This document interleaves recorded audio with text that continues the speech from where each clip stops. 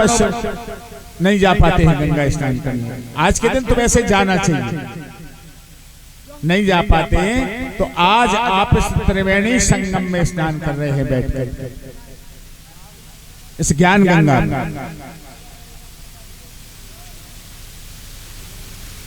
ज्ञान गंगा प्राणी को मोक्ष प्रदान करती है। केवल गंगा स्नान करने से तो पाप धुलते हैं, प्राणी का शरीर पवित्र होता है, और ज्ञान गंगा में गोता लगाने से प्राणी सदा सदा के लिए आवागमन के साधन से छूट जाता है। तो आज वही गंगा सप्तमी का दिन है, जब प्राणी के भाग्यों का उदय होता है, तब कहीं ऐसा सुअवसर प्राप्त होता है।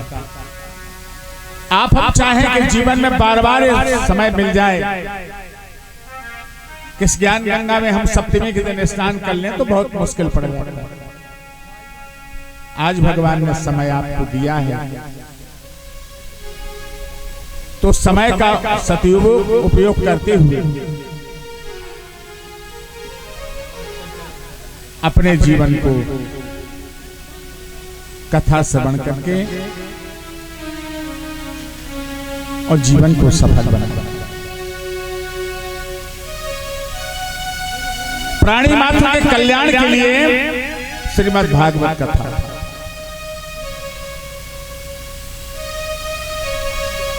प्राणी जब सारे संसार से ऊब जाता है, आपत्तियों विपत्तियों से थक जाता है, 12 महीने सुख दुख आते जाते रहते हैं।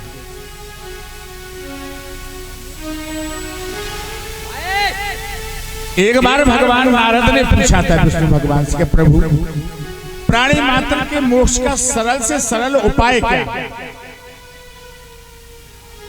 एक नारदो योगी पर्यनुग्रह काक्षया पर्यटान विविधान लोकान मृत्यु लोक समागता ततो दृष्टा जनान सनवान नाना कलेशमन्विता नाना योनि समुत्पन्ना पश्यन्ते पाप कर्म भी।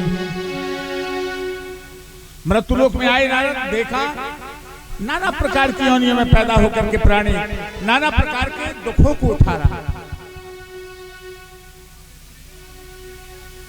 अब एक बात और सुनिए, दुख और सुख कैसे आता है और कब आता है? ऐसा संसार में कोई भी प्राणी नहीं है जिसके ऊपर कभी दुख ना आया। मेरी समझ से तो कोई नहीं।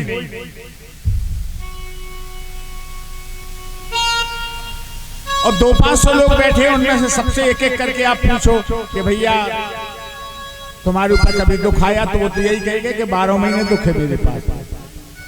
कोई सुखी नहीं है संसार। लेकिन ये सुख और दुख आता कब? ये सुख और दुख बाजार में नहीं मिलता है कि किसी बनिया की दुकान पर पहुंच जाए, आपके 10 रुपए का दुख दे दो या 20 रुपए का सुख दे दो। मिलेगा क्या? नहीं मिलेगा। कहां से आता है सुख का आना, दुख का आना, आपत्ति आना, विपत्ति आना, सुमति कुमति आना? प्रत्येक वस्तु प्राणी के कर्मों के ऊपर आधारित रहती है। यदि आपके कर्म सुंदर हैं तो दुख आपके दरवाजे नहीं आएगा, और कर्म सुंदर नहीं है तो सुख आपके दरवाजे नहीं आएगा। सुख और दुख को बुलाने का तरीका अपने पास है, भगवान ने देता है। न संसार में कोई पैदा हुआ है कि आपको दुख दे सके, ना इसलिए पैदा हुआ है कि आपको कोई सुख दे सके।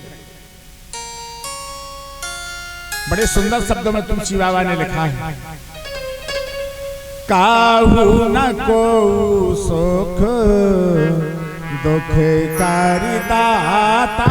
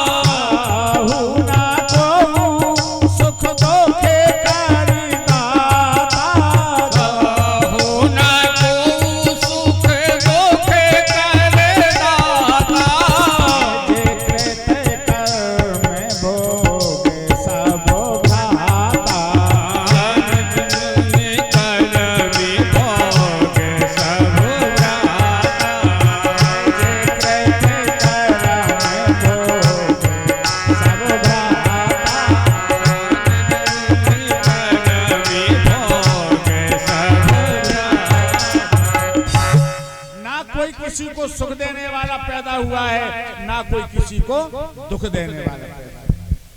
काहू न कोई सुख दुख कर दाता, और निज कृत कर्म भोग सब दाता।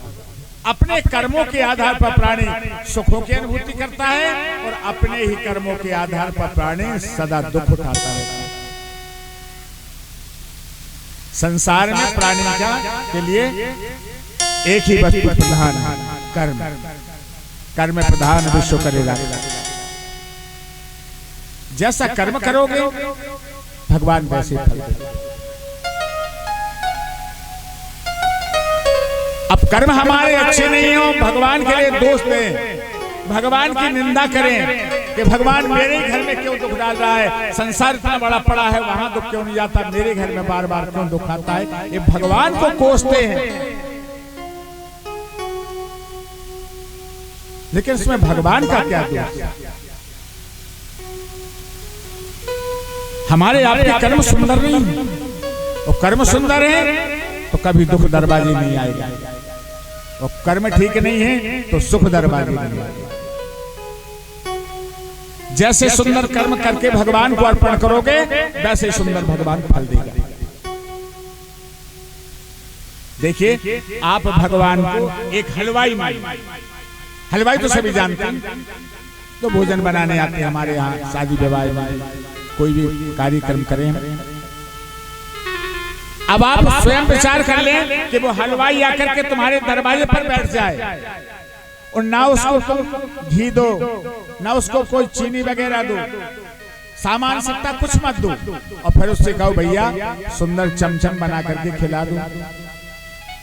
कहां से खिलाएगा जब उसको तुमने कुछ सामान दिया ही नहीं है, तो कहां से खिलाएगा? ठीक उसी तरह से भगवान भी एक भंडारी है, एक हलवाई है।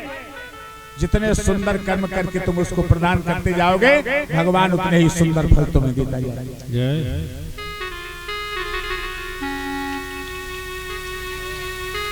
तो सारा संसार कर्म पर आधारित है। प्रत्येक प्राणी को मनुष्य का शरीर देखिए बार बार प्राप्त नहीं होता। आप कहें कि मैं मरने के बाद फिर मनुष्य बन जाऊं तो नामुमकिन है। हाँ, आपके कर्म ठीक हैं, भगवान फिर मनुष्य बना देता है।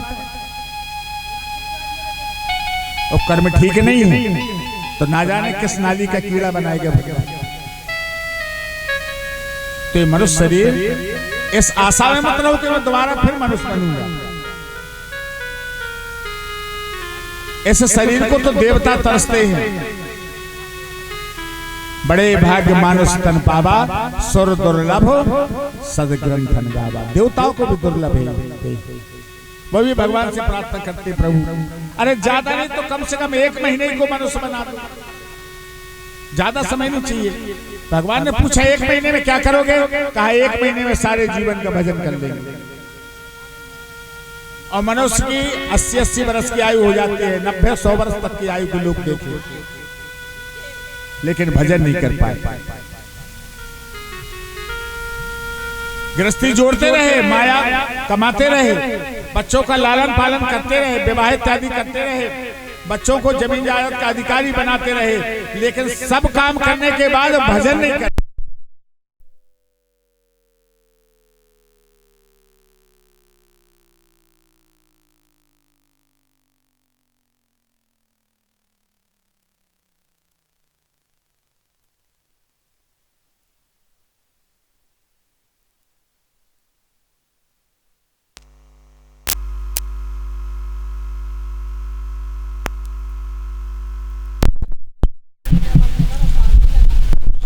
सारे गृहस्थी के काम करते करते भजन करना भूल गए, भजन नहीं कर पाया। वो अंततः इस संसार से विदा होकर के प्राणी चला भी जाता है, फिर भी चिंता नहीं करता कि जा करके हम क्या जवाब दें।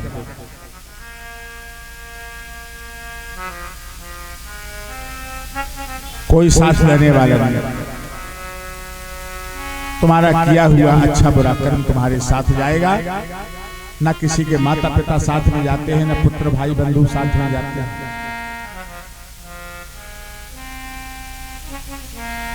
सभी जानते हैं। अरे घर की पत्नी जिसके साथ तुमने सारा जीवन बिताया वो भी तुम्हारा साथ देगी तो केवल मकान तक, मकान के बाहर नहीं जाएगी। और नातेदार रिश्तेदार पुत्र पौत्रादि वो ज्यादा से ज्यादा सहारा देंगे तो शमशान घाट है। फिर जिस पुत्र को तुमने पाल पोस करके बड़ा किया, जमीन जायदाद का अधिकारी बनाया, वो ज्यादा से ज्यादा साथ देगा तो गंगा घाट है, फिर कोई साथ